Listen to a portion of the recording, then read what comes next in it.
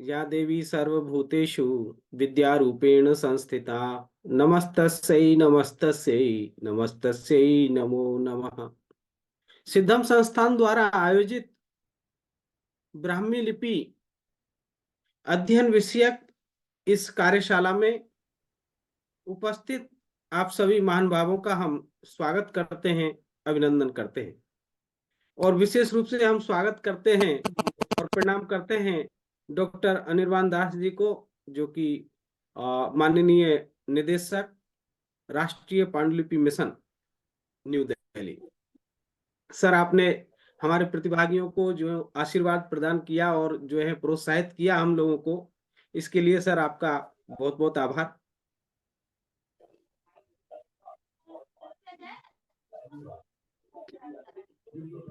पुनः आप सभी का स्वागत, अभिनंदन। देखिए, जो ब्राह्मी लिपि है, हम लोग ब्राह्मी लिपि पढ़ रहे हैं। सबसे पहले तो हमें ये देखना है कि ब्राह्मी कब से हमें मिल रही है, उसका नामकरण की क्या परंपरा है, इन चीजों को पहले देखना है। आवाज नहीं। क्योंकि आवाज नहीं आ रही है क्या? हाँ, और लोग अपना माइक बंद रखें, क्योंकि आ रही है सर। ब्राह्मी लिपि आ, को आ, आ, भारत की समस्त लिपियों की जननी जो है कहा गया है, क्योंकि ये प्राचीनतम लिपि है। चाहे वो उसके अलावा शारदा हो, नागरी हो, ग्रंथ हो, टाकरी हो, और जो है या फिर तमिल, तेलुगु, मलयालम, जो भी लिपियां हैं वो कहीं ना कहीं जो है ब्राह्मी से ही कॉन्सेप्ट लेकर के निर्माण उनका हुआ है, ब्राह्मी से निकली है। इसलिए ब्राह्मी को समस्त लिपियों की जो जननी कहा गया है।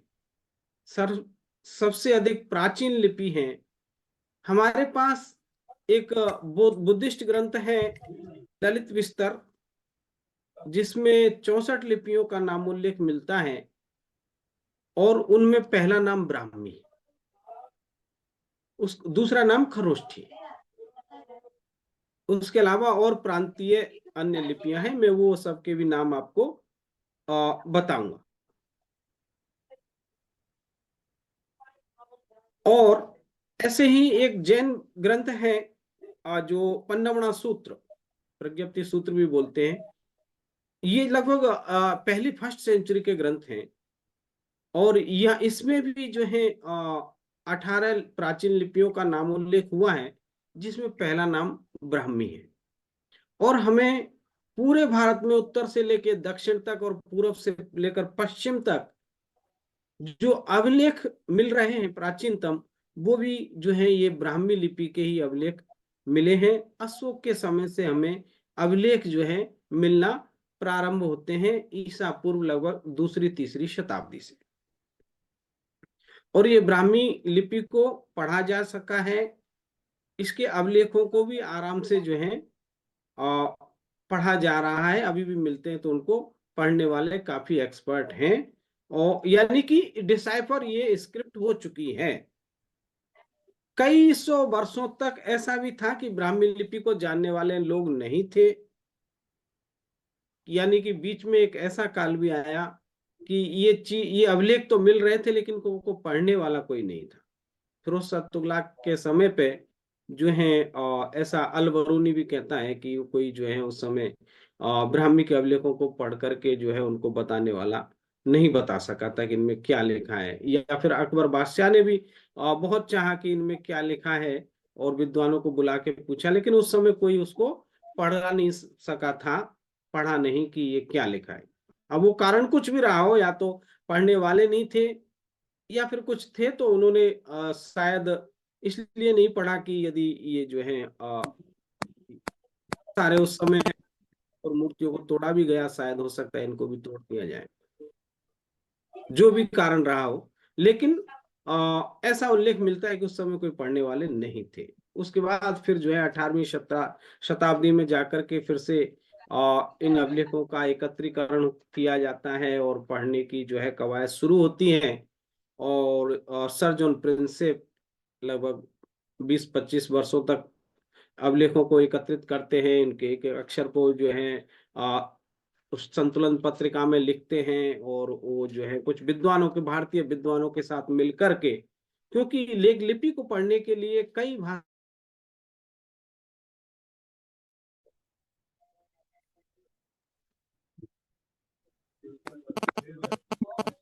वो जो है विद्वानों के सहयोग से उन्होंने सर्वप्रथम पढ़ा, और दा और न और अनुस्वार दानम को पहले वो पढ़ने में सफलता मिली, लगभग 10-15 साल वर्ष में। और उसके बाद जो है फिर धीरे धीरे सारे अभिलेखों को, जब वर्णमाला उसकी निकल करके आ गई, तो अभिलेखों को पढ़ लिया गया। मेरी आवाज, हरिओम, मेरी आवाज ठीक से आ रही है ना? जी सर। जी सर, आ रही है, आ रही है। Yes sir. तो इस प्रकार से हमारे पास जो है ईसा पूर्व दूसरी शताब्दी तक के जो है एविडेंस मिल जाते हैं ब्राह्मी लिपि के। और बुद्ध के समय का ऐसा उल्लेख मिलता है कि भगवान बुद्ध जब अपने गुरुजी के यहाँ पढ़ने जाते हैं, तो वो जो है ललित विस्तर के 10वें अध्याय में भी ऐसा उल्लेख है कि वो जब गुरुजी के पास जाते हैं, तो गुरुजी कहते हैं कि आज हमको आपको लिपियां पढ़ाएंगे।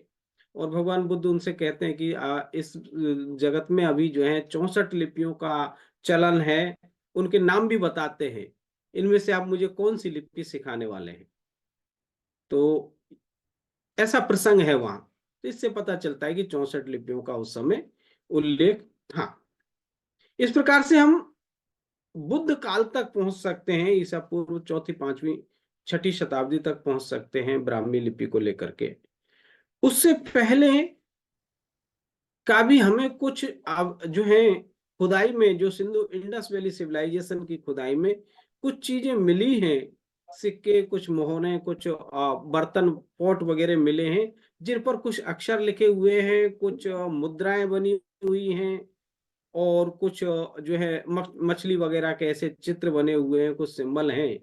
वो जो है प्राचीनतम लिपि का स्वरूप है। उसको अभी तक वैसे 100% तो शुद्ध रूप से नहीं पढ़ा जा सका है, क्योंकि बड़े अभिलेख नहीं है, छोटे मोटे छोटे छोटे 4 अक्षर कहीं लिखे हैं या 2 चित्र बने हुए हैं। लेकिन भारत में या भारत के बाहर भी दुनिया जो है सबसे प्राचीनतम स्वरूप जो इंडस वैली सिविलाइजेशन के, ये जो है हमको मिलते हैं। अक्षर कम है, इसलिए वो क्या लिखा है उसको कहना बड़ा मुश्किल है। अर्थात हम इस निष्कर्ष पर पहुंच जाते हैं कि ब्राह्मी प्राचीनतम लिपि है जो पढ़ी जा सकी। उससे पहले की लिपि को अभी पढ़ा नहीं गया। और उससे पहले और क्या था? उससे पहले श्रुत परंपरा थी वैदिक काल में, या चाहे वो जो है ये वेद रहे हों या और भी जो शास्त्र रहे हों, उनको जो है स्मृति के आधार पर जीवित रखा गया। उसी कारण से शायद द्विवेदी, त्रिवेदी, चतुर्वेदी ऐसे नाम पड़े हों मिश्रा, या ये कि भाई वो जो है 2 वेद को जानने वाला द्विवेदी, 3 वेद को जानने वाला त्रिवेदी। श्रुत परंपरा थी। जब श्रुति का ह्रास हुआ, तो हमारे आचार्यों को आवश्यकता लगी कि इनको लिख लिया जाए लिपि की, तो उन्होंने लिपि बना ली। वो बड़े वैज्ञानिक थे, और जैसे आवश्यकता पड़ी उसी हिसाब से उन्होंने संसाधनों का जो है विकास किया। जब उन्होंने ब्राह्मी को पत्थरों पर लिखने का प्रारंभ किया, फिर बाद में और लिपियां ब्राह्मी से निकली, तो उसके लिए फिर साधन कवि ताड़पत्र, भूर्ज पत्र, तो कपड़ा और अगरू पत्र, और फिर जो है हैंडमेड पेपर। इस प्रकार से वो एक परंपरा जो है चली। तो हम ईसा पूर्व 5वीं से ईसवी सन 5वीं शताब्दी तक जो है लगभग ब्राह्मी का काल को ले सकते हैं। और यानी गुप्त काल में जाकर के ब्राह्मी में कुछ जो है वेरिएशंस होते हैं, और उसके अक्षरों की आकृति थोड़ी बदलती है। कुटिल राजाओं के समय पे वो ब्राह्मी जो है कुटिल ब्राह्मी के नाम से जो है ख्यात हो जाती है, अर्थात उसके अक्षरों की आकृति थोड़ी कुटिलाकार हो जाती है, अक्षरों में थोड़ा पूंछ लगा करके लिखने की परंपरा आ जाती है। उन पर जो है संस्कृत में तो सारे वेद हैं, यह कब आई? देखिए अभी ये भाषा और लिपि में भी बहुत अंतर है। संस्कृत सिर्फ भाषा है, अभी मैं लिपि की बात कर रहा हूं, और इन दोनों भाषाओं का भी और लिपियों का भी आपको जो है संबंध बताऊंगा। किसी का प्रश्न था, मैसेज था, तो उसको भी मैं बताऊंगा। तो इस प्रकार से जो है ये जो ब्राह्मी लिपि है, ये कुटिल काल में जो है, कुटिल राजाओं के काल में इसमें वेरिएशंस आते हैं और इसमें शिरोरेखा लगना शुरू हो जाता है। इससे पहले ब्राह्मी में शिरोरेखा नहीं है, और ब्राह्मी में हल्की सी शिरोरेखा लगा करके अक्षरों की आकृति को गोलाकार जैसा बना करके अक्षर में पूंछ जैसा लगा करके लिखने की परंपरा आ जाती है। और वहीं से फिर ब्राह्मी उत्तरी दक्षिणी प्रवाहों में बंटती है, और उत्तरी प्रवाह से उससे शारदा निकलती है, नागरी निकलती है, और जो है आपकी जो है ये मैथिली निकलती है, नेवारी निकलती है, और बंगाली निकलती हैं, और फिर जो है कुछ रीजनल लिपियां निकलती हैं, चाहे वो फिर आप गुजराती लिपि तक पहुंच जाइए, और गुजराती से फिर और बाद में फिर 18वीं शताब्दी के बाद में देवनागरी लिपि। नागरी और देवनागरी में भी बहुत अंतर है, एक जैन नागरी भी जो है नागरी से निकलती है। इस प्रकार से एक उत्तरी प्रवाह चलता है, एक दूसरा दक्षिणी प्रवाह चलता है, जिसमें ग्रंथ लिपि और आपकी मलयालम, तेलुगु, तमिल, ये लिपियां जो हैं उसी से ब्राह्मी से के अक्षरों से जो है आधार लेकर के नई लिपियां बनती। इस प्रकार से वो ब्राह्मी जो है दो प्रवाहों में बट करके फिर अन्य अन्य लिपियों को जन्म देती है। अभी भी आप देखेंगे ब्राह्मी लिपि बहुत सारी लिपियों में जो है आपको वो बैठी हुई मिल जाएगी। इसीलिए हमने ब्राह्मी को समस्त लिपियों की जननी कहा है। सिर्फ भारत की ही लिपियां नहीं निकली इससे, विदेशों की भी कई ऐसी लिपियां हैं जो इससे निकली। तिब्बत की स्क्रिप्ट है, वो भी जो है ब्राह्मी से ही निकली है, इसलिए ये प्राचीनतम लिपि है। अब ये आता है कि भाई नामकरण में दरअसल क्या है कि 5 दिन का ही हमारा वर्कशॉप है, इसलिए बहुत ज्यादा इतिहास में नहीं जाऊंगा, सामान्य सा आपको बता देता हूं। नामकरण, तो ब्राह्मी लिपि के जो नामकरण की दो, हाँ भाषा का, और मैं यहाँ बता देता हूँ। देखिए किसी ने कहा था कि संस्कृत का बाह्य वेद है। संस्कृत जो है भाषा है, वो लिपि नहीं, और संस्कृत की अपनी कोई लिपि नहीं है। संस्कृत, पाली, प्राकृत और यहाँ तक कि हिंदी भी सिर्फ भाषाएं हैं, इनकी अपनी कोई लिपि नहीं है, ये दूसरी लिपियों पर डिपेंड है। इन भाषाओं को आप चाहे आप उसमें ग्रंथ लिपि में लिखो, चाहे आप देवनागरी लिपि में लिखिए, चाहे आप गुजराती लिपि में लिखिए, किसी भी लिपि में आप लिख सकते हैं। लेकिन देवनागरी लिपि इन भाषाओं को लिखने के लिए 100% उच्चारण होने वाली ध्वनियां देती है, इसलिए वो देवनागरी या नागरी लिपि भी, नागरी लिपि जो है को जो है संस्कृत भाषा ने और अन्य पाली प्राकृत भाषाओं ने अपना लिया, उस पर डिपेंड हो गई। वो उनकी वाहक है, उन लिपियों को जीवित रखने का काम ये जो है, उन भाषाओं को जीवित रखने का काम ये लिपियां करती हैं, और विशेष रूप से नागरी लिपि ने बहुत काम किया है। नागरी से पहले शारदा में भी संस्कृत के बहुत सारे ग्रंथ, लगभग 1 लाख पांडुलिपियां अभी भी हमारे भंडारों में रखी हुई हैं। शारदा लिपि बड़ी ही ऑथेंटिक और अच्छी जो है शुद्धतम पाठों वाली पांडुलिपियां, वो शारदा लिपि की पांडुलिपियां मानी जाती। फिर लेकिन शारदा थोड़ी कठिन है, फिर जो है शारदा में कुछ सरल बना करके और कुछ शारदा से अक्षर लेकर के कुछ और नए अक्षर बना करके नागरी लिपि बनती है, और फिर नागरी के साथ साथ नागरी से कुछ अक्षर लेकर के जो है जैन नागरी लिपि बनती है। इस प्रकार से ये जो है चलता है। तो ये भाषाएं, हाँ, लेकिन कुछ भाषाएं ऐसी भी हैं जिनकी अपनी लिपियां हैं, जैसे कि गुजराती। गुजराती भाषा भी है, लिपि भी है। बंगाली भाषा भी है, लिपि भी है। उस उड़िया भाषा भी है, लिपि भी है।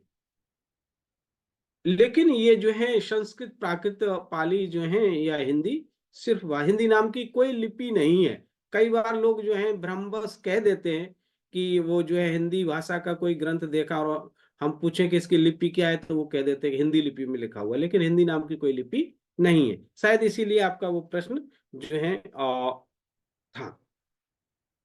और हाँ, लेकिन हमारे जो वेदों में, वैदिक काल में भी कोई लिपि रही होगी, वेदों को भी लिखा गया होगा। लेकिन वो मिले नहीं है। कभी मिल जाएगा तो फिर एक नया जो है कोई खोज होगी कि वो उनको किस लिपि में लिखा गया। हो सकता है ब्राह्मी में लिखा हुआ अगर कोई मिल जाए वेद, तो हमको जो मिसिंग जो कुछ वर्ण है, कुछ अक्षर हैं ब्राह्मी के, वो मिल जाएंगे। ब्राह्मी में ऐसे बहुत सारे अक्षर हैं जो अशोक के अभिलेखों में प्रयोग नहीं हुए हैं, और आज तक वो अक्षर मिले नहीं, क्योंकि पाली प्राकृत में जो है के व्याकरण में, संस्कृत के व्याकरण में प्रयोग होने वाले सारे वर्ण पाली प्राकृत की व्याकरण में नहीं है। वहां कुछ वर्णों का जो है कमी है। तो मैथिली भाषा और लिपि, जी बिल्कुल, मैथिली को तिरहुता भी कहते हैं। मैथिली भाषा भी है और जो है लिपि भी है, इसको जो है तिरहुता लिपि भी कहते हैं। तो इस प्रकार से जो है ये लिपियां और भाषाएं हैं। और हमारे पास जो है ये जो है, और क्या, हाँ, तिरहुता, जी जी जी, तिरहुता लिपि भी उसको कहा गया है। तो इस प्रकार से लिपियों और भाषाओं का एक परंपरा चलती है, और वो लिपियां उन भाषाओं को जीवित रखने का काम करती हैं। एक किसी का, मैं संस्कृत भाषा का क्योंकि लिपि नहीं है सर, संस्कृत भाषा का कोई लिपि, संस्कृत भाषा, संस्कृत सिर्फ भाषा है, और वो ऐसी भाषा है उसको किसी भी लिपि में जो है लिख सकते हैं। स्क्रिप्ट और मैथिली इज मैथ, ठीक है। हम चर्चा करेंगे क्लास के अंत में, हम आप लोगों के साथ चर्चा भी करेंगे। अभी मैं इसको जारी करता हूँ। तो इस प्रकार से जो है ये लिपियों और भाषाओं का ये जो एक साथ में मिलकर के ये चलती हैं, वो भाषाओं को जीवित रखने का काम लिपि करती है। भाषा को एक स्थान से दूसरे स्थान तक ले जाने का काम लिपि करती है, या आप कह सकते हैं कि भाषा को जो है पंख लगा देती है लिपि। यदि लिपि नहीं होती तो लिपियों के अभाव में ऐसी जो है बहुत सारी भाषाएं जो है नष्ट भी हो गई, क्योंकि जब तक लिपि नहीं होगी तब तक उस भाषा के जो है शास्त्रों को फिर कैसे लिखा जाएगा। कोई तो कोई लिपि चाहिए। तो लिपियों ने ही इन भाषाओं को जीवित, बहुत सारी लिपियां भी नष्ट हो गई हैं। ललित विस्तर में जितनी लिपियों का उल्लेख मिलता है, उतनी जो है अभी वो लिपियां नहीं मिल रही हैं। मैं स्क्रीन शेयर करता हूं, और जो है यहाँ से हम, सर एक मिनट सर। जी जी, मिस प्रीति सिन्हा, प्लीज आप या तो अनम्यूट कर दीजिए या फिर आपको रिमूव करना पड़ेगा। यहाँ पे जितने भी प्रतिभागी हैं उनको डिस्टर्ब हो रहा है आपके बार बार अनम्यूट होने से। या तो म्यूट कर लीजिए या फिर आपको रिमूव करना पड़ेगा प्लीज। हाँ कृपया, क्योंकि हम इसको रिकॉर्ड भी कर रहे हैं, तो आप लोग जहाँ जहाँ से एक्स्ट्रा कुछ आवाज आ रही है माइक बंद कर लें। मैं इस स्क्रीन शेयर करता हूं, और कुछ चीजों को हम जरा स्क्रीन शेयर करके देख लेते हैं।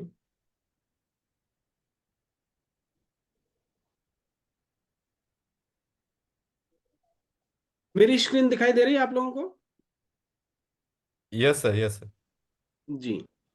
तो देखिए, ये लिपि शब्द है ना, लिप धातु से निष्पन्न हुआ है। संस्कृत की जो लिप धातु है, उससे ये जो है लिपि शब्द आया है। और अमरकोश में जो है अ, लिप लेपने ऐसा भी प्रयोग मिलता है। या फिर लिखिताक्षर संस्थाने लिपि लिबि रुभे स्त्रियौ, स्त्रीलिंग का शब्द है। पाणिनीय व्याकरण में लिपि, लिबि और लिपिकर ऐसे शब्दों का प्रयोग हुआ है। हमारा एक जैन ग्रंथ है भगवती सूत्र, उसमें भी जो है ब्राह्मी लिपि का जो है को नमस्कार किया गया है। उस मंगलाचरण में भी नमो बम्बिये लिबिये ऐसा कहकर के ब्राह्मी लिपि को जो है नमस्कार किया गया है।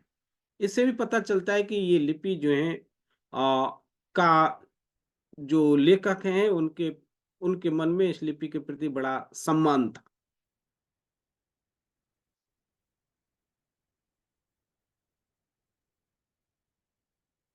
तो लिपि शब्द जो है प्राकृत में बनता है, और भाषा और लिपि आप जान गए हैं कि जो है भाषा का उद्गम मुख है, तो लिपि का उद्गम जो है आपका हाथ है। वो जो है ये भाषा को दृश्य रूप या स्थायित्व प्रदान करने का काम लिपि करती है।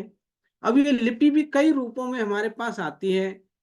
ये जो है चित्र लिपि के रूप में भी हमें देखने को मिलती है, फिर भाव लिपि, और फिर ध्वन्यात्मक जो है लिपि के रूप में ये विकसित होती है। क्योंकि चित्रलिपि जैसे जो है अमरकोश में जो कहा गया कि लिप लेप पने, तो वो लिप धातु लिखने के अर्थ में नहीं, लीपने के अर्थ में। लीपना चौका चौका लगाना, पोता लगाना।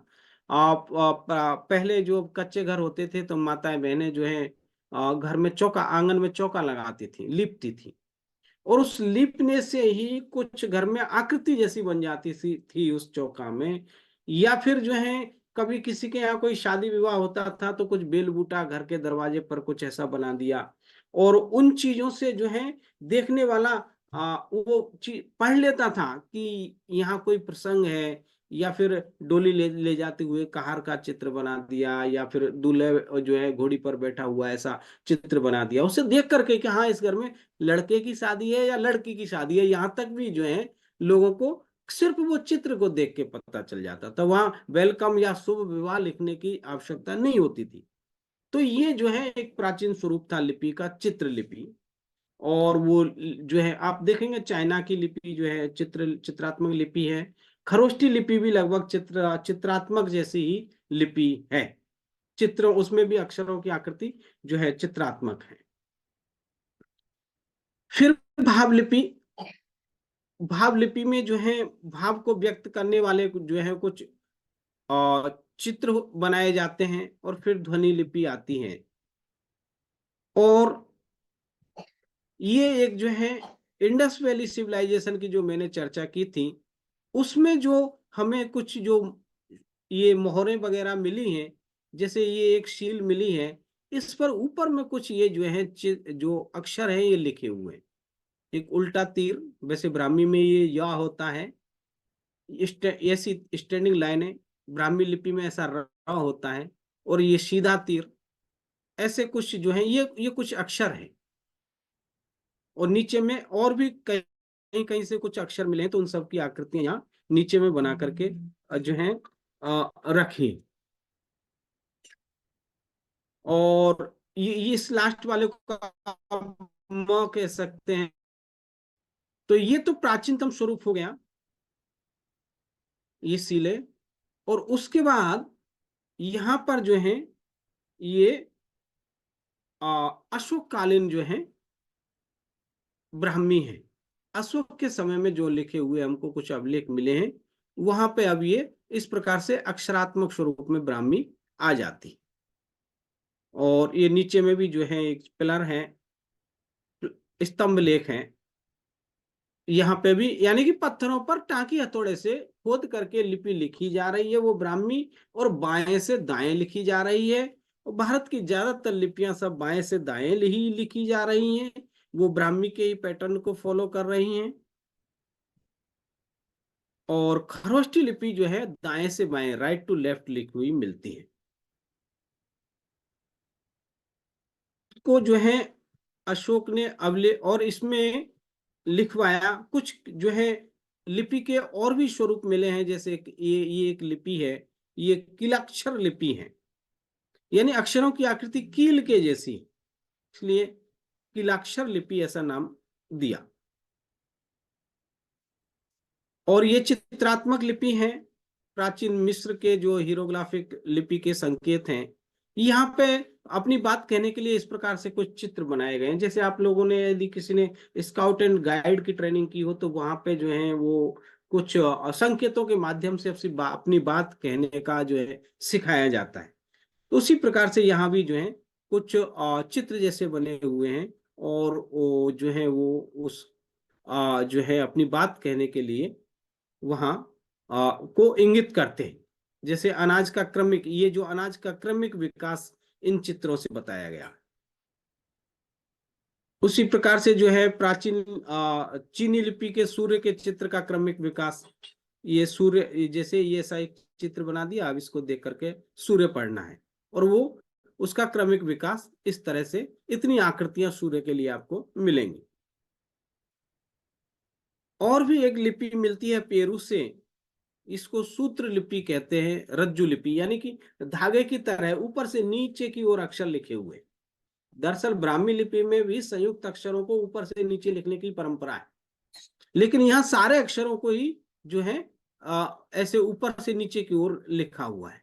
ये कुछ लेख है, तो इसको सूत्र लिपि कहेंगे, अथवा रज्जु लिपि, रस्सी के जैसा है इसलिए। उसके अलावा और भी कुछ लिपि के जो है, एक यहाँ आप देखिए वो जो म जैसा और एक चित्र जैसा है, ये भी इंडस वैली सिविलाइजेशन का जो है सील है, और पशुपति शील इसको कहा गया है। यहाँ पर भी जो है कुछ ऊपर में अक्षर बने हुए हैं। एक देखिए आप, यहाँ मछली जैसा बना हुआ है, ये मछली जैसा है, और ये म जैसा है। इस प्रकार के ऊपर में कुछ अक्षर है। ये सबसे प्राचीनतम जो है लिपि के जो है स्वरूप हैं। एक ये आप देख सकते हैं, यहाँ पर एक जो है ये गिलगमेश सील है, कि वो जो है ये राजा है, और वो शक्तिशाली इतने हैं कि उन्होंने 2 शेरों को जो है, टाइगर्स को गले से ऐसे पकड़ा हुआ है, और ऊपर में ये अक्षर लिखे हुए। तो ये शौर्य का प्रतीक है। ये हमारे पास प्राचीनतम स्वरूप जो है लिपियों के मिले हैं। जैसे भाव लिपि का हमने कहा कि या भाई एक आंख का चित्र बना दिया, उससे आंसू टपकते हुए दिखा दिया, और समझ लिया कि व्यक्ति दुखी है। फिर लिखने की जरूरत नहीं है कि वो किसी कारण से दुखी है। जैसे अभी आजकल आप मोबाइल में कई बार वो जो है इमोजी जैसे चिन्ह ये आ गए हैं, आप पूछते हैं कैसे हैं वो, अगर खुश है तो जो है स्माइल वाला एक इमोजी भेज देगा, दुख सैड है तो जो है सैड वाला इमोजी भेज देगा। ये भावलिपि के ही जो है प्रकार उनको कह सकते हैं। और उसी प्रकार से जो है ये गोला जो है सूर्य का भी प्रतीक है, ताप का भी प्रतीक है, प्रकाश का भी प्रतीक है, तारा का भी प्रतीक जो है ये होगा। इतने चीजों को वो इंगित करेगा। यहाँ पे भी हमने कुछ सूर्य के लिए, यानी कि ऐसे ऐसे कुछ अक्षर लिपियों के मिले हैं। हृदय के लिए, मेन चीजों को थोड़ा जल्दी से आपको, मछली, यहाँ ये जैसे चित्र बना दिया चलने के लिए, ये ब्राह्मी लिपि है। ब्राह्मी लिपि बड़ी सरल है।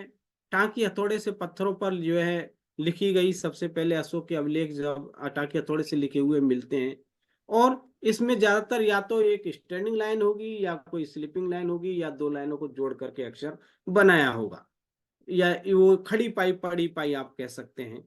उनसे नीचे में कुछ खरोष्टी लिपि के अक्षरों भी जो है यहाँ आकृतियां यहाँ रखी हैं।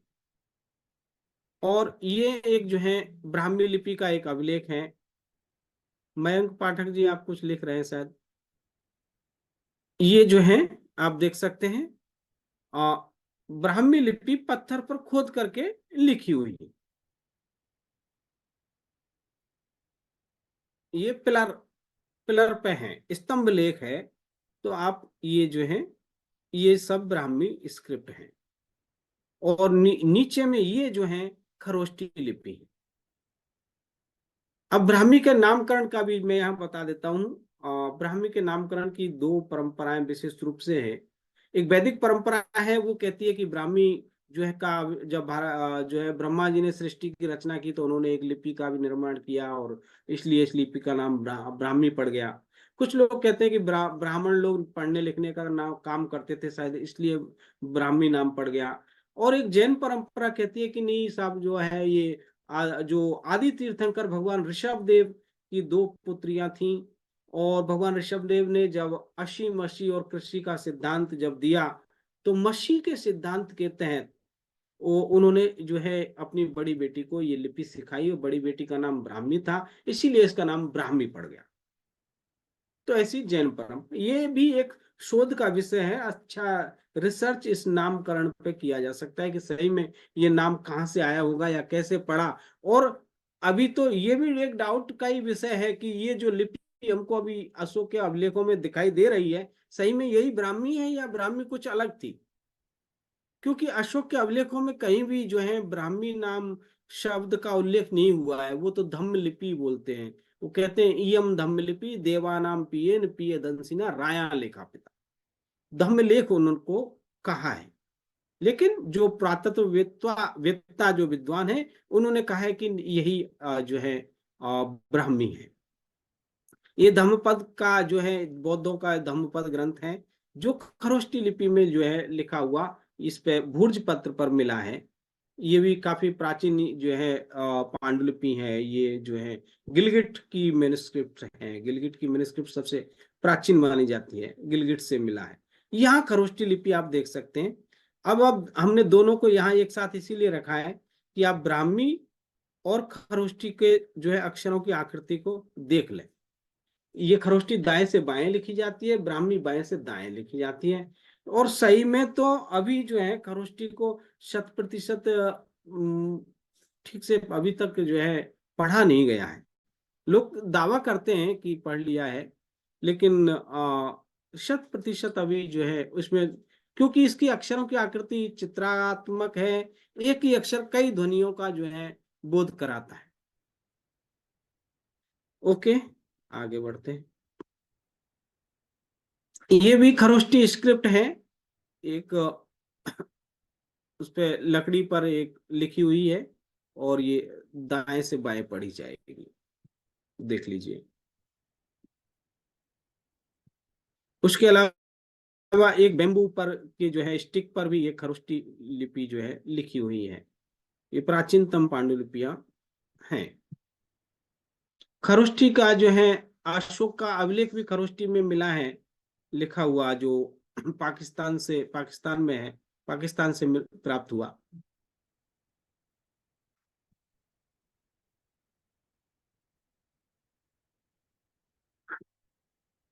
खरोष्टी और ब्राह्मी। और अब देखिए वेदों के समय में भी शायद कोई लिपि रही होगी, क्योंकि वहाँ छंदस शास्त्र हैं, छंदों की गणना करनी है, संहिता है, ब्राह्मण है, अरण्यक हैं, उपनिषद हैं। इनमें इनके जो है इनको हो सकता है किसी लिपि में उस समय लिखा गया होगा, क्योंकि वहाँ मात्राओं का गिनती करनी है, छंदों को बैठाना है, तो फिर कोई लिपि चाहिए। अब वो प्राचीनतम लिपि में कोई लिखा हुआ मिल जाएगा ग्रंथ तो चीजें क्लियर होंगी। लेकिन ऐसा उल्लेख मिलता है कि बट्टगामनी के समय में, राजा बट्टगामनी श्रीलंका के हुए लगभग 1st सेंचुरी के आसपास, उनके समय में श्रीलंका में जो है उनको बौद्ध पिटकों को शिलाओं पर लिखवा करके जो है स्तूपों में रखवाया गया था। तो अब वो किस लिपि में लिखाया गया था, यदि कभी मिलेंगे तो जो है कुछ और नए उल्लेख इतिहास के इन में जुड़ेंगे। रामायण वाल्मीकि जो रामायण है, वहां पे भी कुछ जो है, जैसे कि वो राम नामांकित चेदम पश्य देवांगुलीयकम, भगवान हनुमान जी जब जो है सीता जी की खोज करने के लिए जाते हैं, और सीता जी को वो जो है भगवान राम के द्वारा दी हुई जो ये मुद्रिका दिखाते हैं, और उस पे राम नाम लिखा हुआ का ऐसा प्रसंग मिलता है। तो हो सकता है उस समय भी कोई लिपि हो। और व्याकरणाचार्य जो पाणिनि जी हैं, उन्होंने, उनका सूत्र है अदर्शनम लोपः। तो कुछ होगा तभी तो उसका लोप होगा, उसका आदर्शन होगा, कोई अक्षर होगा नहीं दिखाई देगा तब लोप होगा। तो यानी कि उस समय भी कोई लिपि रही होगी। कौटिल्य के समय में भी जो है उन्होंने एक उल्लेख मिलता है अर्थशास्त्र में कि पंचमे मंत्री परिषदा पत्र संप्रेषणेन मंत्रयेत और संज्ञा लिपि विचार संचारम कुर्युः। संज्ञाओं के द्वारा, लिपियों के द्वारा, यानी कि कूटाक्षर, कूट लिपियों के द्वारा, कोड वर्ड्स जिनको डिकोड करके जो है पता चले, कोडिंग का उल्लेख हो रहा है। और लिपियों का उल्लेख हो रहा है कि जो दूत हैं उनको जो है कई लिपियों का जो है ज्ञाता होना चाहिए, कोडिंग कोड वर्ड्स का भी उससे ज्ञान हो, संकेतात्मक लिपियों का भी वो ज्ञाता हो, तो वो जो है अच्छा ये जो है काम कर सकता है।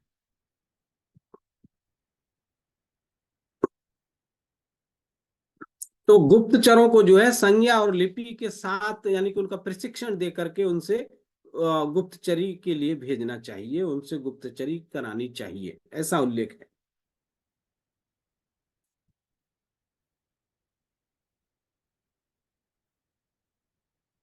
तो जैन जो ग्रंथ समवायांग सूत्र और पन्नवना सूत्र हमने बताया, वहां पे जो है बम्बीयेणम लिविये 18 लिख विहाणे पण्णत्ते, ऐसा उल्लेख मिलता है। यानी कि 18 प्रकार के जो है बम्बीयेणम लिविये 46 माऊ कया खरा समवाय, 46 उसमें मात्राक्षरों का जो है समावेश होता है, ऐसा उल्लेख मिलता है। 18 तरह से जो है उस ब्राह्मी के को लिखने के विधान है, अर्थात और 18 लिपियां यानी कि ब्राह्मी के ही स्वरूप हैं, ऐसा समवायांग सूत्र में है। और वो 18 लिपियों ये हैं,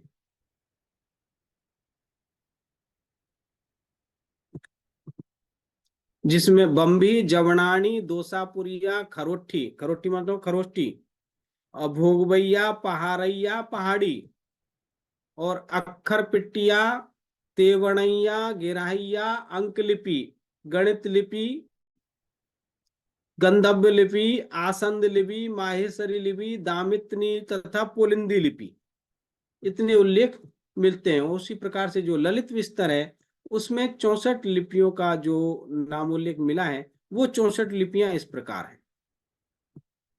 जहाँ ब्राह्मी, खरोष्टी, पुष्कर सारी, अंगलिपि, बंगलिपि, मगध लिपि, मंगल लिपि, मनुष्य लिपि, अंगुलीय लिपि, शाकरी लिपि, दक्षिणी लिपि, कनारी लिपि, कनारी लिपि किन्नौर साइड की शायद ये लिपि होगी, उग्र लिपि, यानी कि उसमें उग्रता पूर्वक लिखा जा सकता है, संख्या लिपि गणितों के लिए, वैदिक गणित जिसको बोलते हैं, शायद उसके अनुलोम लिपि, दरद लिपि, खास्य लिपि, हूण लिपि, देवलिपि, नागलिपि, देवों की अन्य लिपि, अलग अलग लिपि है, नागों की अलग है, यक्षों की अलग, गंधर्वों की अलग, किन्नरों की अलग, इतने सारे जो है यहाँ पे ये लिपियों का उल्लेख मिलता है।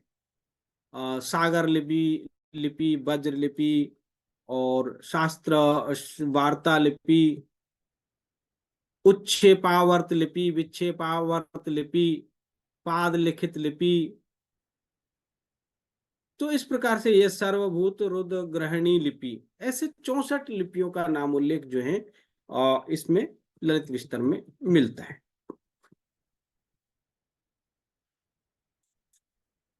विशेषावश्यक सूत्र में भी 18 लिपियों का नाम उल्लेख हुआ है, जिसमें हंस लिपि, मूव लिपि, हंस लिपि, और जो है एक शंख लिपि भी, मैंने जो है जबलपुर एक बार गया था, जबलपुर के पहाड़ियों में वो जो है शंख लिपि की भी देखने को मिली।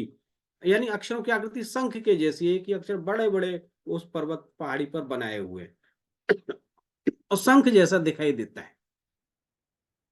हंस लिपि, मुअ लिपि, जखा तट लिपि, रखी लिपि, उड्डी लिपि, उड्डी मतलब ये शायद उड़िया लिपि के लिए हो सकता है, जमनी लिपि, तुर्की लिपि, यमनों की, तुर्कों की, किरी लिपि, द्राविड़ी लिपि, सिंधविया लिपि, मालवणी लिपि, और नड़ी लिपि, नागरी लिपि का भी यहाँ उल्लेख है, लाड लिपि, पारसी लिपि, तह अनिमित्तीय लिपि और चाणक्य लिपि मूल देवी लिपि। ये विशेष आवश्यक सूत्र में उल्लेख मिलता है। यवनानी मतलब यवनों की लिपि, यवनान लिप्याम इत्यपि वार्तिकम, महाभाष्य में ऐसा उल्लेख मिलता है। ओके, चीनी विश्वकोश में भी उल्लेख हुआ है। फिर बाकी जो है यहाँ किस इन लिपियों का, किस लिपि का किस देश की कौन लिपि है और उसका कौन देवता है, ऐसा कुछ भी जो है हमने यहाँ रखा है। जैसे मेसोपोटामिया जो है की जो जो देवता है नेबू, और उनकी लिपि है जो है कीलाकार लिपि।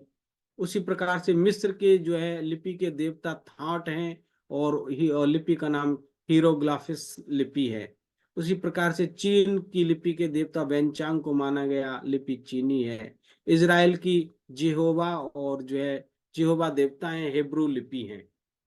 तो इसी प्रकार से जो है यहाँ कुछ कुछ देशों का नामोल्लेख जहाँ मिला है कि भाई इस लिपि का किस देश की कौन सी लिपि और उसके कौन जो है लिपि को निर्माण करने वाले देवताओं के साथ भी इनको जोड़ा गया है।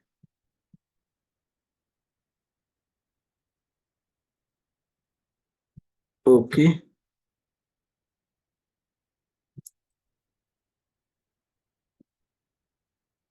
और ये जो सर्जन प्रिंसेप हैं, फिर 1799 से 1840 के बीच में ये जो है ब्राह्मी लिपि के अभिलेखों को इकट्ठा करते हैं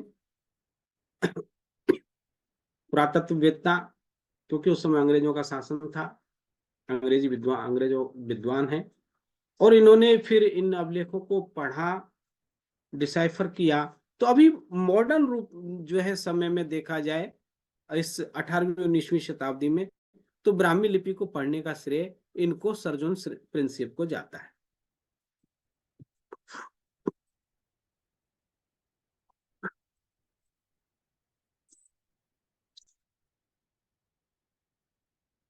ओके, तो ये मैंने एक छोटा सा आप लोगों को इसका तो जो है उद्भव और विकास के विषय में चर्चा की।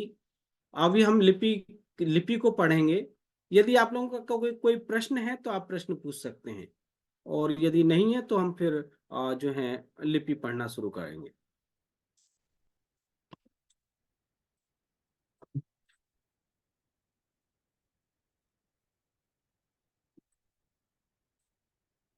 ओके, तो हम स्वर वर्णों का आज अभ्यास कर लेते हैं। यदि कोई प्रश्न होगा तो आप जो है मुझे पूछ सकते हैं। Sir kindly share the PDF. Okay, आप चिंता मत कीजिए, हम आपको सब चीज प्रोवाइड करेंगे।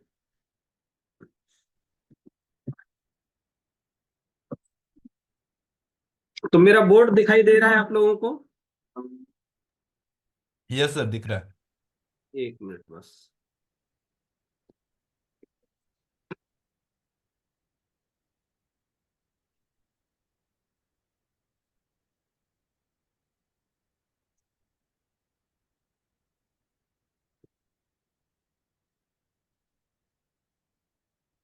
संभवतः और अभी और भी अच्छा दिख रहा होगा। यस सर, जी, यस सर। तो देखिए ब्राह्मी लिपि जो हमें अशोक के अभिलेखों में मिली है, क्योंकि वहां टाकी हथौड़े से लिखी हुई है, तो स्वाभाविक है कि जैसे वो ऐसे ये टाकी है और ये कोई हथौड़ा है, उससे ऐसे खोद करके लिखा जाएगा। तो ज्यादातर इसमें ब्राह्मी में आपको स्टेनिंग लाइन या स्लीपिंग लाइन, इनसे अक्षर आपके ज्यादातर बने हुए मिलेंगे। तो देखिए कुछ अक्षरों को लिखते हैं हम, कम से कम स्वर वर्णों का तो आज अभ्यास कर ही लेते हैं। जैसे कि एक जो है अ है। सर स्क्रीन नॉट विजिबल, क्या स्क्रीन नहीं दिखाई दे रहा मेरा? दिख रहा है सर, दिख रहा है। feasible sir. दिख रहा है। किसी का मैसेज है, स्क्रीन नहीं दिखाई दे रहा। तो सर जो दिख रहा है। जी, सर मेरा ही है, मुझे नहीं दिखाई दे रहा, मैं लीव होके फिर से ज्वाइन करके अच्छा, जी देखती हूँ। जी जी हाँ, है ना? ओके। जी जी। तो जो अ है ब्राह्मी का, क्योंकि ब्राह्मी बाएं से दाएं लिखी जा रही है, और इसका अ ऐसा है, आप एक स्टैंडिंग लाइन बनाइए और इसमें लेफ्ट साइड से फिर एक पौ जैसा, देवनागरी का पौ जैसा ऐसा कर दीजिए, नीचे फिर इसमें तो जैसा लगा दीजिए ऐसा, ये अ हो जाता है। ओके, मैं फिर से लिख रहा हूं, अर्थात उल्टा अंग्रेजी का के जैसा आपको ऐसा भी मिल जाएगा, ऐसा भी आपको अ ब्राह्मी का मिल जाएगा, या फिर और वेरिएशन आपको ऐसा। ठीक है, मैं कोशिश करूंगा अधिक से अधिक वेरिएशंस को भी आपको यहां दिखाने की। तो ये सभी अक्षर आपके क्या हो गए, अ। आप एक कॉपी और पेन लेकर के अपने साथ में रखिए और इन अक्षरों को लिखते जाइए। जो समझ में नहीं आता है आप मुझे बताइए, मैं उसको 2 बार 3 बार लिख करके बताऊंगा। तो ये आप सब लोग लिख लिए हैं, समझ में आ गया जी। जी। Yes sir. Yes sir. कई बार कुछ कुछ अभिलेखों में ये उल्टा भी मिला, ऐसा ऐसा या ऐसा। ये जो लहिया है, लिपिक है, शायद प्रमादवश उससे ये ऐसा लिख गया। तो ये दोनों तरह से की आकृतियां आपको अभिलेखों में मिल जाएंगी, आप जो है ध्यान में रखिएगा। ओके सर जी, हाँ कहते हैं ओके सर। बहुत ही अच्छा पढ़ा रहे हैं, लेकिन एक निवेदन है कि जी यदि आप कोई वेरिएशन बता रहे हैं जी तो उसके साथ आप रेफरेंस भी बता देने की कृपा करें जी। कि किस वो कहाँ मिला है, किस सर वो हम लास्ट में अभिलेख पढ़ेंगे और उन अभिलेखों में जो है वो हमें देखने को मिलेंगे उस समय। अभी मैं इसलिए यहाँ वेरिएशंस आपको बता रहा हूँ कि वहां पे, क्योंकि अभी पढ़ाते समय मेरे ध्यान में आ जा रहा है, हो सकता है उस समय फिर आपका प्रश्न ये होगा कि साहब आपने ये अक्षर तो मुझे बताया नहीं। हम एक बार लिपि सीख लें, उसके बाद हम लोग अभिलेख पढ़ेंगे, उन अभिलेखों में आपको वेरिएशंस मिलेंगे। जी ठीक सर। है सर जी सर, जी धन्यवाद सर। जी, धन्यवाद। तो इतने वेरिएशंस और भी बहुत सारे आप कहेंगे और भी मिलेंगे, जितने जो मैं बता सकता हूं उतना कोशिश करूंगा। अब इसमें अ को आ बनाना है, आ की मात्रा लगानी है, तो देखिए अ बनाइए, ये अ हुआ, और इसमें आ की मात्रा आपको यहां ऊपर में लेफ्ट टू राइट ऐसे एक स्लीपिंग लाइन लगानी होगी। ओके, ये हो गया आपका आ, अर्थात आ की मात्रा ये एक स्लीपिंग लाइन। ठीक है, अब ये आपको वेरिएशंस में ये जो मात्रा है इस आ के बीच के हिस्से तक कहीं भी मिल सकती है। आपको ये बड़ा आ ऐसा भी मिल सकता है। ओके सर, जो अभी प्रश्न कर रहे थे, ये आकृति भी आपको मिल जाएगी बड़े आ के लिए, अर्थात जो अक्षर है उसका आधा हिस्सा, ये बीच का हिस्सा से ऊपर में कहीं भी मात्रा वो लगा देते हैं, क्योंकि एक ही लिपिक तो सारे अभिलेखों को लिखने वाला है नहीं। बहुत सारे लिपिकों ने कई सौ वर्षों तक, हजार वर्षों तक लिखा गया है। स्वाभाविक है, लिखने वाले लहिया चेंज हुए हैं, प्रांत के ये जो है प्रभाव भी रहता है कई बार। तो वो जो है कुछ अक्षरों की आकृतियां भी बदलती हैं, मात्राएं लगाने का जो सिस्टम है वो भी, उसमें भी कुछ परिवर्तन हमें देखने को मिले हैं अभिलेखों में। तो आपको ये बड़ा आ ऐसे भी मिल जाएगा। ओके, यहां भी आपको आ की मात्रा मिलेगी, अर्थात आधे हिस्से तक कहीं भी मिल जाएगी, लेकिन यहां नहीं होगी ऐसा। ये अ बनाया और नीचे में यहां पे आ की मात्रा नहीं होगी। ठीक है, बीच आधे हिस्से से ऊपर में कहीं भी हो सकती है। जैसे आपको ये एक ब्राह्मी का जैसे ये प्लस जैसा क होता है, तो इसमें यहां भी आ की मात्रा मिल सकती है, ये भी का हो गया, और क, और ये यहां राइट साइड में होगी, राइट साइड में ही, लेफ्ट साइड में नहीं होगी, तब भी ये का है।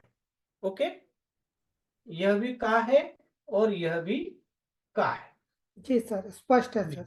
अर्थात ये ध्यान रखना है कि हमको वो अक्षर के आधे हिस्से में ऊपर में कहीं भी हमको मात्रा लगी हुई आकी मिल सकती है।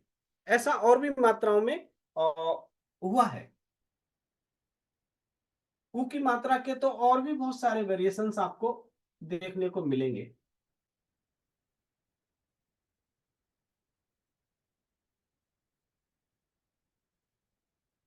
उसके बाद तो आपका अ हो गया, फिर से लिख रहा हूं, ये हो गया अ और आ, सिर्फ अ बनाया, अ में आ की मात्रा लगा दी, लेफ्ट से राइट जाएगी, अक्षर भी लेफ्ट से राइट लिखे जाएंगे। जो ह्रस्व इकार है ई, ये ई जो है ऐसा 3 डॉट होगा, ऐसा, ओके, 1 डॉट ऊपर 2 नीचे। ये डॉट भी आपको जो है रोटेट भी मिल जाएगा, ऐसा भी हो सकता है 2 डॉट ऊपर लिखे हो, तीसरा नीचे लिखा हो, एक वेरिएशन ये भी मिल जाएगा। या फिर लेफ्ट में 1 डॉट लगा है और राइट साइड में यहां 2 डॉट लगे हैं, ऐसा भी मिलेगा। या फिर लेफ्ट में 2 डॉट हैं, राइट में 1 डॉट है, इतने सारे, यानी कि 3 बिंदियां मिल जाए उसको आप जो है ई पढ़ लीजिएगा, चाहे वो जो है सबसे ऑथेंटिक स्वरूप ये है ऊपर वाला, बाकी ये सारे जो हैं वेरिएशंस हैं। ओके, आगे बढ़े हम लोग। जी सर, समझ में आ रहा है। जी, और बड़ा ई, ब्राह्मी लिपि बड़ी सरल है और आप में से बहुत लोग जानते भी होंगे इस लिपि को। और ये तो मैं जो है बड़ा ही मतलब अभी तो सौभाग्यशाली समझता हूँ कि लिपियों को जानने वाले बहुत लोग हो गए हैं और लिपियों के प्रति श्रद्धा रखने वाले और इनको सीखने के प्रति जो है श्रद्धा रखने वाले लोग अभी बहुत हैं। हमारे विद्यार्थी भी बहुत इसको जो है सीरियसली लेते हैं। बाकी अच्छा लगता है कि जब 150-200 रजिस्ट्रेशन होते हैं और 80 लगभग 89 लोग जुड़ते हैं इन ईसा पूर्व 2री, 3री और 5वीं शताब्दी की लिपियों को सीखने के लिए, तो ये अच्छा लगता है क्योंकि ये सर हमारी प्राचीन, स्वर कितने हैं सर? सारे अभी सब लिख के बताऊंगा सर। ये हमारी प्राचीन परंपराएं हैं और इन परंपराओं को जीवित रखने के लिए हम लोगों को ही आगे आना होगा। मैं सारे स्वर लिख रहा हूं आपको, सब हैं, सिर्फ 2 नहीं है। ओके, तो बड़ा ई में जो है आप सिर्फ जो 3 डॉट है उसको 4 डॉट कर दीजिए, 1 डॉट, 2 डॉट, 3, 4, ये बड़ा ई हो गया। ओके, आगे बढ़ते हैं।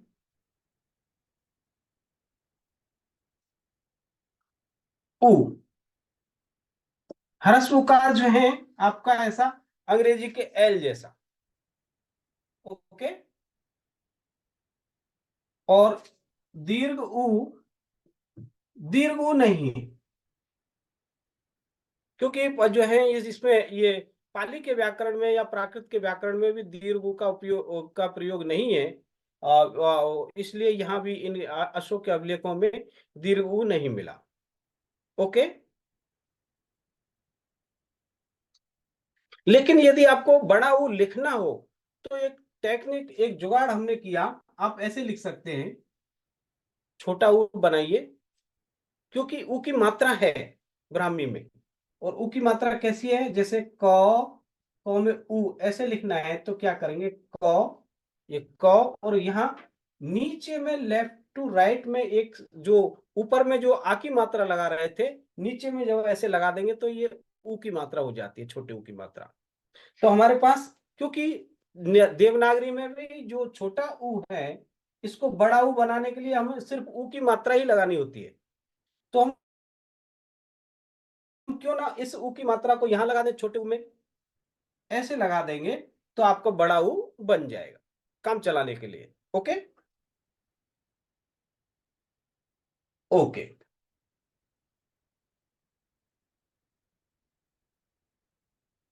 फिर है रिकार। सर एक क्वेश्चन था जी कि जैसे कि हम ह्रस्व ऊ लिख रहे हैं, जी लेकिन मात्रा लगाते समय तो दीर्घ में आपने बता दिया, दीर्घ जी, उकार कैसे लिखेंगे सर हम, स्वतंत्र रूप दीर्घ, से लिखना हो तो? सर दीर्घ उकार का जो है अशोक के अभिलेखों में जो है नहीं मिला है, प्रयोग नहीं हुआ है, वो हमने आपको लिख करके, यानी कि इस तरह से अगर आपको काम चलाने के लिए आप ऊ बनाकर, ऊ लिख करके, छोटा ऊ लिख करके इसमें एक ऊ की मात्रा लगा दीजिए, बड़ा ऊ हो जाएगा। यही एक उपाय है। ओके जी जी सर, जी सर। जी। और रिकार, ये रिकार भी नहीं है, रिकार भी पाली प्राकृत के व्याकरण में भी ये अक्षर प्रयोग नहीं हुआ है, स्वरवर्ण, और अशोक के अभिलेखों में भी ये कहीं हमको देखने को नहीं मिला। अब अगर आपको लिखना है तो इसका भी हमने उपाय निकाला। आप इसको जो है ना, या तो ये दरअसल प्राकृत में जाकर के ये रिकार री में बदल जाता है, इसमें बदल जाता है। जब ऋषभ होता है, ऋषभ ऐसे लिखते हैं, तो वो प्राकृत में ऋषभ हो जाता है, ऋषभ ऐसा हो जाता है। तो आप रिकार को री में बदल दीजिए, आपका काम चल जाएगा। अर्थात र बनाइए ऐसा र रस्सी जैसा, और इसमें ऊपर में एक ई की मात्रा लगा दीजिए, ऐसे आप लिख सकते हैं। ओके, तो ये रिकार भी नहीं है, लुकार भी नहीं है। जो ये लुरु है, ये भी अशोक के अभिलेखों में कहीं प्रयोग नहीं हुआ है। फिर भी आपको लिखना है तो इसको लिरी में आपको बदलना पड़ेगा, ली री ऐसा बदलना पड़ेगा।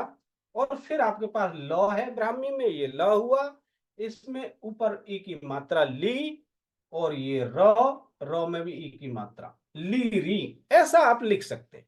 यदि आपको लिखने की आवश्यकता पड़े तो आप ऐसे बना सकते हैं।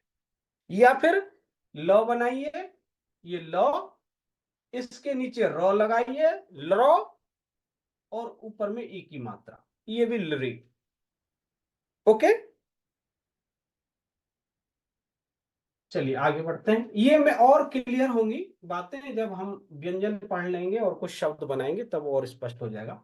फिर है ए, और ए जो है त्रिभुजाकार है, ऐसा सरल है ए।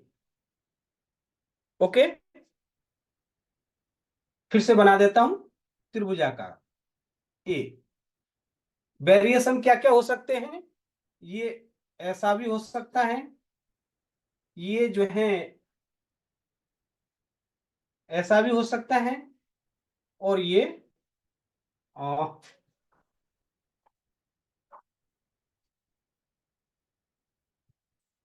ऐसा भी आपको मिल जाएगा। ओके, लेकिन ऑथेंटिक रूप ये है। फिर है आई। आई बनाने के लिए आप ए बना लीजिए। कोई बताएगा आई कैसे लिखेंगे? ऊपर लेफ्ट साइड को, जैसे लेफ्ट जी, साइड पे लाइन डलते हैं। लेफ्ट साइड को मार्क रहेगा। लेफ्ट में एक ऐसे मात्रा लगा देंगे, जी सर। ये हो जाएगा आपका आई। ओके, और यहां लिख देता हूं,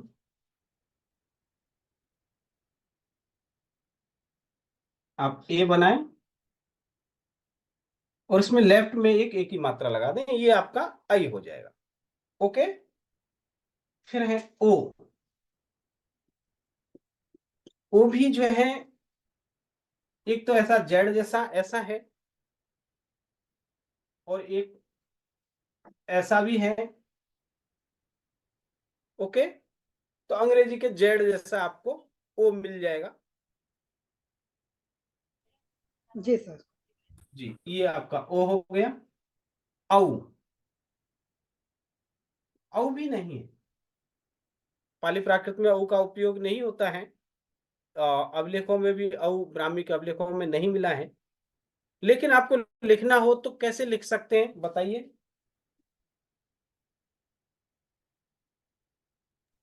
और ऊ।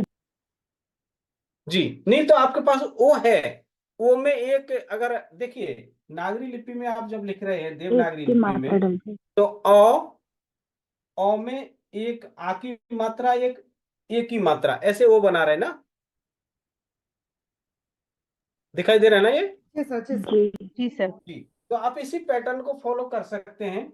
आप जो है ये ओ बनाइए, और बीच में राइट साइड को जाएगा मात्रा, बीच में राइट राइट साइड में साइड को मात्रा जाएगी। ऐसे। जी सर छोटा रहेगा, इतना बड़ा नहीं। जी ठीक है, छोटा कर देंगे, लेकिन राइट साइड में क्यों जाएगी?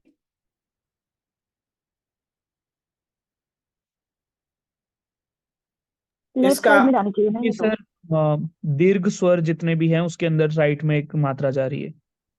नहीं देखिए, ऐसा है, कुछ मैंने वो जो है एक दो चार्ट देखे हैं, कुछ लोगों की पुस्तकें देखी हैं जहां ऐसा औ जो है लिखा हुआ है ना, लेकिन मुझे लगता है ये राइट साइड में लगाने के बजाय अगर आप लेफ्ट साइड में लगाएंगे तो और वैज्ञानिक और हाँ, ऑथेंटिक होगा सर लेकिन ना। यहाँ पे एक समस्या हो सकती है जी। कि जैसे कि हम क लिखते हैं, क हम्म। ए की मात्रा लगाते हैं, जी। तो लेफ्ट साइड को एक मात्रा हो गई सर, कृपया लिखकर, जी। एक मात्रा जी। हो गई। जी। लेकिन यदि हमें दूसरी मात्रा लिखनी हो जी। तो फिर लेफ्ट साइड को एक और मात्रा लगाएंगे तो वो कै हो जाएगा, कई हो गया, कई हो कई। जाएगा। जी। लेकिन यदि हमें को लिखना हो जी। तो लेफ्ट साइड को एक मात्रा तो ऑलरेडी लगी हुई है, जी। और राइट साइड में एक मात्रा और लगा देंगे तो फिर वो को होता है। ये अब कऊ को नहीं, कऊ ये ये ये कऊ हुआ। कऊ है सर, कऊ है। जी। अभी ये मात्रा चलिए मैंने हटा दिया, को हो गया, ठीक अब है। को हो गया। तो आपका कहने का मतलब ये है कि वो हमको एक आ की मात्रा लगाने के कारण जो ओ है उसमें राइट साइड में लगाना पड़ रहा है, ऐसा ना। जी सर, यहाँ पे मतलब स्वर में। स्वर में। जी अब सर। देखिए, आपके पास वो तो पहले से है ही, ये वो है ना। जी सर, इसके औ करने के लिए आपको क्या करना पड़ेगा? एक और मात्रा जोड़नी पड़ेगी ऊपर। कौन सी मात्रा लगानी पड़ेगी? ऊपर एक और मात्रा। एक की एक मात्रा। ही, एक ही मात्रा, एक ही मात्रा लगा रहे हैं ना, ठीक है सर। तो जी आपके पास वो तो पहले से है ही, क्यों ना उसमें सिर्फ एक ही मात्रा लगा दी जाए। वो तो आपके पास पहले से ये है ही, ये वो है ना, सिर्फ एक ही मात्रा लगा दीजिए, लेफ्ट साइड में लगाइए, क्या प्रॉब्लम है? मैं इस जो है औ के लिए इस आकृति को ज्यादा जो है वरीयता देता हूं, ठीक है। दोनों प्रयोग मिलते हैं, ये प्रयोग भी और ये प्रयोग भी, ओके। तो आप दोनों में से किसी को भी यूज कर सकते हैं, और जो है उसमें कोई दिक्कत नहीं। जी सर, जी सर। तो इस प्रकार से हमारे पूरे स्वर हो जाते हैं, और व्यंजनों को हम कल पढ़ेंगे, मुझे लगता है समय भी हो गया होगा। यदि कोई प्रश्न है तो आप प्रश्न पूछ लीजिए। सर इसमें अंग भी होता है। जी। अंग। अच्छा, अंग, जी अनुस्वार ऐसा ही है, अ बनाइए, और ये अक्षर के ऊपर नहीं जाएगा, यहाँ राइट साइड में यहाँ आएगा, ऐसा। और तुरंत जो है लगभग 10वीं शताब्दी के आसपास की नागरी लिपि के अ में भी हमको जो है कहीं एक दो अभिलेखों में ये अ बना करके अनुस्वार यहाँ लिखा हुआ मिला। बाद में फिर ये परंपरा नागरी लिपि में उस अक्षर के ये अ और इसके ऊपर आ गई। नीचे दिख नहीं रहा। सर जी। जी। मैंने अभी ग्रुप में एक फोटो भेजा है वो चैट बॉक्स में। जी। जी। उसमें एक बार देखिए तो, क्योंकि ये भी नागार्जुन कोंडा में प्राप्त हुई थी। ये ब्राह्मी लिपि है या कोई और लिपि? क्योंकि कई शब्द जो हैं, कई अक्षर जो हैं ब्राह्मी लिपि, कई नहीं मतलब ज्यादातर अक्षर ब्राह्मी लिपि से मेल खाते हैं, बट इसके जो इसमें स्वर के जो प्रयोग किए गए हैं वो कर्व में किए गए हैं। तो वो कैसे और कब हुआ था? ये नागार्जुन कोंडा में मिला था सर। आपने हमारे सिद्धम के ग्रुप में भेजा है? नहीं नहीं सर, ये इसी में चैट बॉक्स में है सर। अच्छा, एक मिनट देख लेता हूँ।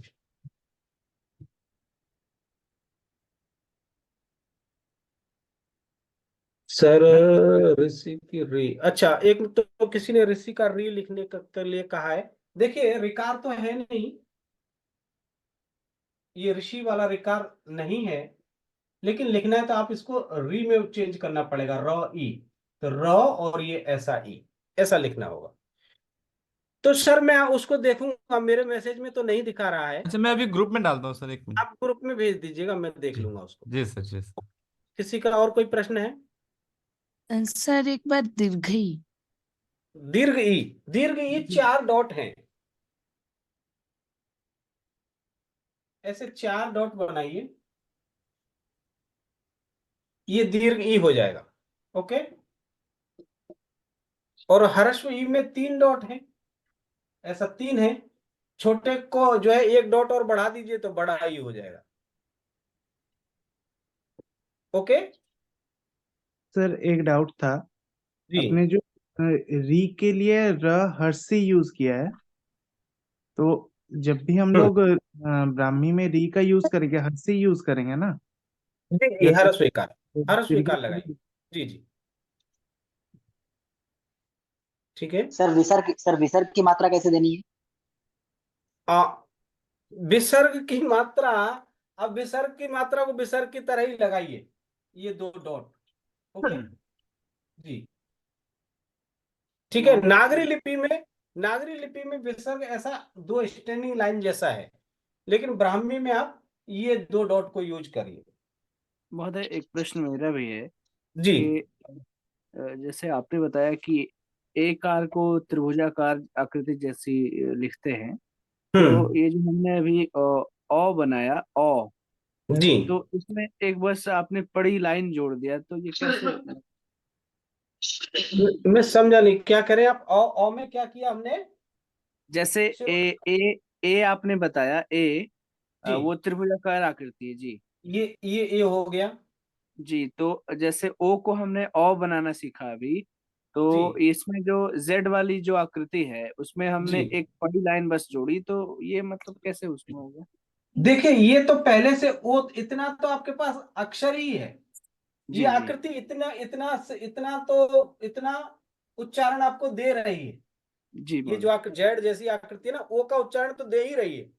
जी जी सिर्फ आपको औ करने के लिए, जैसे यहाँ ओ में एक ही मात्रा लगा के औ हो जाता है, जी जी। सिर्फ ऐसे ही इस ओ में एक ही मात्रा लगा देने से औ का उच्चारण हो जाएगा। तो ये महोदय बड़ी लाइन को हम एक आर जैसा कुछ मान रहे हैं? हाँ हाँ, जी, एक ही धन्यवाद। मात्रा और बढ़ा दी। जी, ओके धन्यवाद जी, जी महोदय। ओके, फिर हम लोग कल मिलते हैं। बहुत बहुत धन्यवाद। थैंक जी यू महोदय, sir, thank you so much. बहुत बहुत धन्यवाद। आप लोग जो ना थैंक यू आज सर। ये जो Thank you, thank you sir. स्वर धन्यवाद वर्णों को आप लोग लिख करके थैंक यू मुझे सर। व्हाट्सएप थैंक यू पे सो मच भेजिएगा। सर। Thank you. प्लीज आप listen, sir is instructions, giving instruction. आप स्वर वर्णों को, आज का होमवर्क ये है कि इन स्वर वर्णों को लिख करके आप अपने नाम के साथ अपना नाम देवनागरी में लिख दीजिएगा या इंग्लिश में, मुझे इसमें व्हाट्सएप में भेज देंगे तो मैं चेक कर लूंगा। ग्रुप में भेजना है। ग्रुप में। ओके जी, thank you sir. Okay, sir thank you सभी का खूब खूब धन्यवाद। एक और सर बात करना था। धन्यवाद महोदय, शुभ शुभ रात्रि। रात्रि महोदया। जी जी, शुभ रात्रि। सर हेलो, जी जी, बोलिए। हम बोल रहे हैं आपने स्वर का तो मतलब जो क्या बोलते हैं उसको, लेटर जो अल्फाबेट है स्वर का वो तो आपने दिखाया, जी उसका जो मात्रा रूप है वो क्या कल दिखाइएगा? हाँ, कल व्यंजन बताएंगे, उसके बाद मात्राएं पढ़ेंगे, फिर संयुक्त अक्षर पढ़ेंगे, फिर कुछ शब्द बनाएंगे। अच्छा स्टेप बाय जाएंगे। Okay okay, thank you. Sir thank आपने यू। होमवर्क क्या बोल रहे हैं, एक बार दोबारा सिर्फ बता ये जो देंगे? स्वर वर्णों को लिख करके आप हमारे ग्रुप में भेजिएगा। अभी आज जितने स्वर वर्णों का हमने लिख करके अभ्यास किया है, इन्हीं वर्णों को आप लिख के भेजिएगा।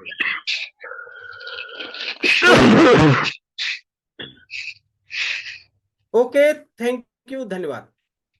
जी महोदय, शुभ रात्रि। प्रणाम थैंक यू सर, सर। बहुत अच्छा सत्र रहा आपका, ज्ञानवर्धक। सर कहाँ से हैं आप? मुझसे पूछ रहे हैं सर आप? हाँ जी जी। मैं दिल्ली से हूँ सर। अच्छा अच्छा, क्या कर रहे हैं? मैं अभी श्रीमान बहादुर शास्त्री नेशनल संस्कृत यूनिवर्सिटी में जी जी। As a assistant professor. अरे वाह सर, स्वागत है आपका। Thank you. जी धन्यवाद सर। जी जी जी, धन्यवाद सर, थैंक यू सर। प्रणाम सर, मिलते हैं कल फिर। जी जी, कल मिलेंगे, नमस्कार। ठीक है, प्रणाम सर। हाँ सर, शुभ रात्रि सर। शुभ रात्रि। जी।